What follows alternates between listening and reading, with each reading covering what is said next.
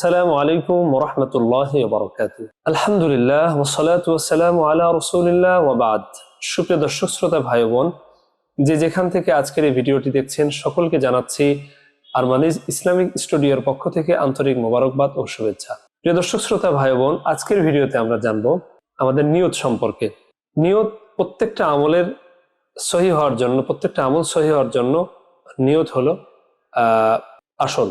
অর্থাৎ নিয়ত সহি না হলে কোনো আমলই আল্লাহর কাছে গ্রহণযোগ্য হবে না।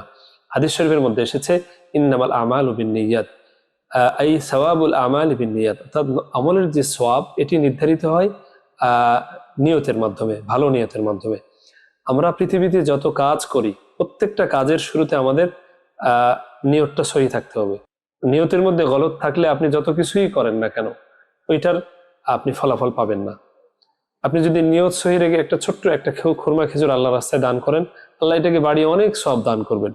আর আপনি মানুষকে দেখানোর জন্য, মানুষের কাছ থেকে বাহবা পাওয়ার জন্য এক পাহাড় পরিমাণ স্বর্ণ আল্লাহ রাস্তায় দান করলেন, কোনো সওয়াব নেই, আপনি কোনো কিছুই পাবেন না।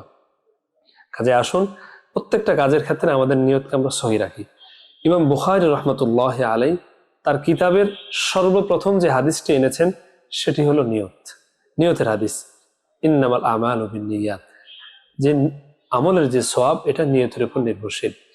কাজে আসুন আমাদের যে কোনো কাজ আমরা যখন করব তার আগে আমি আমার নিয়তকে যাচাই বাছাই করে নিব যে আমার নিয়তটা একমাত্র আল্লাহর জন্য হচ্ছে কিনা, আমি আল্লাহকে সন্তুষ্ট করার জন্য করছি কিনা।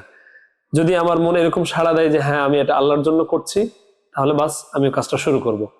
যতক্ষণ না আমার মনের মধ্যে এই চিন্তা না আসে ততক্ষণ পর্যন্ত আমি কোনো কাজ করা শুরু করব না।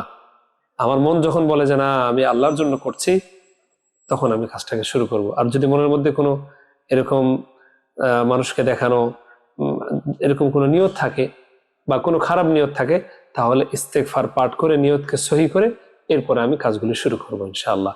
আল্লাহ পাক আমাদেরকে আমল করার তৌফিক দান করেন। আসসালামু আলাইকুম ওয়া রাহমাতুল্লাহি ওয়া বারাকাতুহু।